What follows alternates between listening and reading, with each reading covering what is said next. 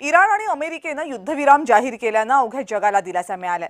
America आणि Iran दोघांनीही आपापल्या जनतेसमोर विजयाचा दावा केलाय। सगळ्यात महत्त्वाचं म्हणजे पुढचे किमान 15 दिवस हॉर्मुझची सामुद्रधुनी बंद राहणार आहे। इराण अमेरिका शस्त्रसंधीचा नेमका अर्थ काय ते आधी बघूयात।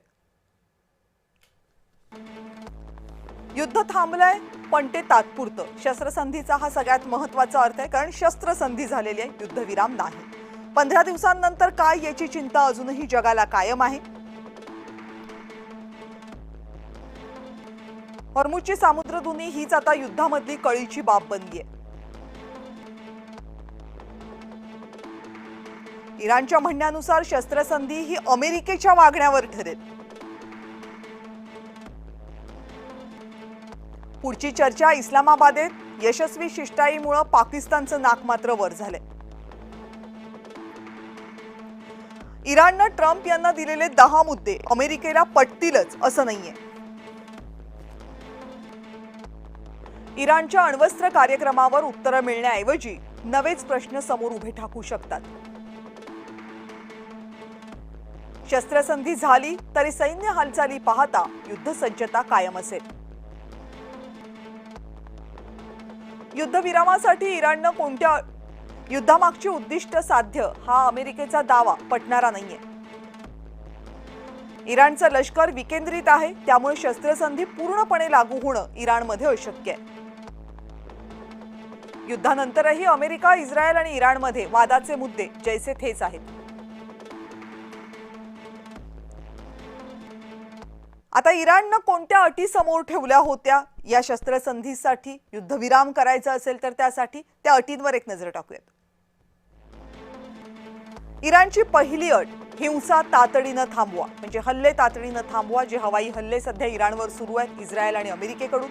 दुसरी, हॉर्मुझच्या सामुद्रधुनीवर इराणचंच नियंत्रण कायम राहणार, या मुद्द्यावरून इराण हटायला तयारच नाहीये। तिसरा मुद्दा, युरेनियम संवर्धनात परवानगी द्यावी अशी इराणची मागणी आहे।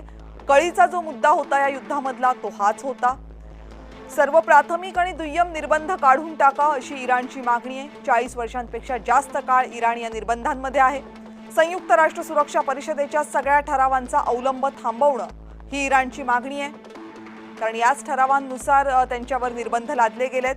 गव्हर्नर्स बोर्डच्या सगळ्या ठरावांचा अवलंब थांबवणं हीही इराणची मागणी आहे। इराणला नुकसान भरपाई देणं हीही इराणची मागणी आहे, कारण या युद्धात इराणचं प्रचंड नुकसान झालेलं आहे, सार्वजनिक उपक्रमांचं नुकसान झालेलं आहे। पश्चिम आशियामधलं अमेरिकेचं सैन्य मागे घेणं ही इराणची मागणी आहे, कारण सगळ्या आखाती देशांमध्ये, खाडी देशांमध्ये अमेरिकेचे लष्करी तळ आहेत, ते मागे घ्यायला हवेत इराणला।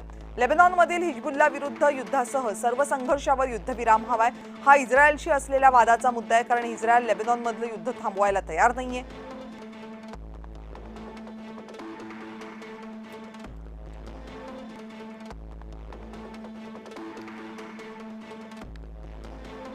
आता या शस्त्रसंधीमुळे इराणचा नेमका फायदा कसा होऊ शकणार आहे यावरही एक नजर टाकूयात।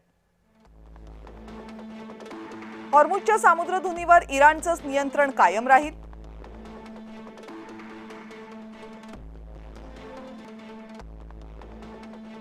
युद्धामध्ये महासत्तेचा कडवा प्रतिकार केला, त्यामुळे जगासमोर इराणची प्रतिमा ही सध्या कमालीची उंचावलेली आहे। अली खामेनींच्या मृत्यूनंतरही इस्लामी सत्ता इराणमध्ये कायम राहिलेली आहे, त्यामुळे राजवट उलटून टाकू वगैरे जे काही अमेरिका म्हणत होती ते पूर्णतः यशस्वी झालेलं नाहीये। इराणवरील निर्बंध हटले तर इराणला मोठा आर्थिक फायदा होईल।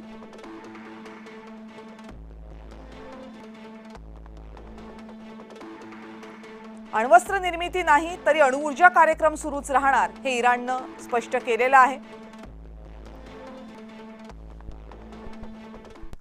आणि अमेरिकेचे अध्यक्ष डोनाल्ड ट्रम्प दावे कितीही करत असले तरी या शस्त्रसंधीनंतरही अमेरिकेचे हात मोकळेच आहेत, त्यांच्या हाती फारसं काही लागलेलंच नाहीये। हॉर्मुझची सामुद्रधुनी खुली झाली पण ती इराणच्या अटीवर, अशी काहीतरी परिस्थिती होईल। इराण कधी अण्वस्त्र निर्मिती करणार नाही याची शाश्वती नाहीये। इराण बॅलिस्टिक क्षेपणास्त्र बनवू शकणार नाही हा दावाही फोल ठरतोय।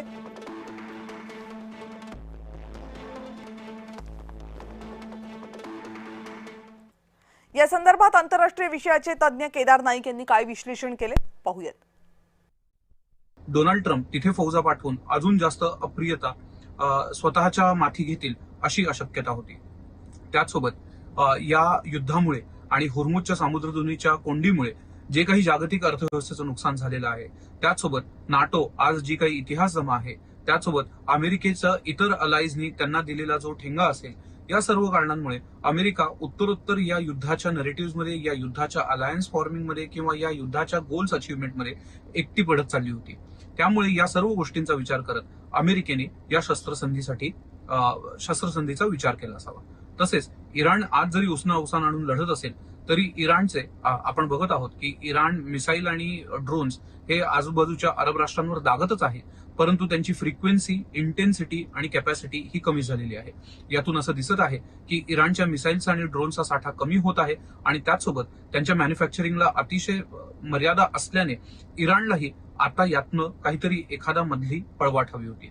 त्याचसोबत अमेरिकेने जर उद्या यदाकदाचित इराणमध्ये फौजा उतरवायचं ठरवलंच असतं तर कदाचित अमेरिकेला विजय मिळाला नसता, पण त्यामध्ये मात्र इराणच्या लोकांची असामान्य हानी झाली असती.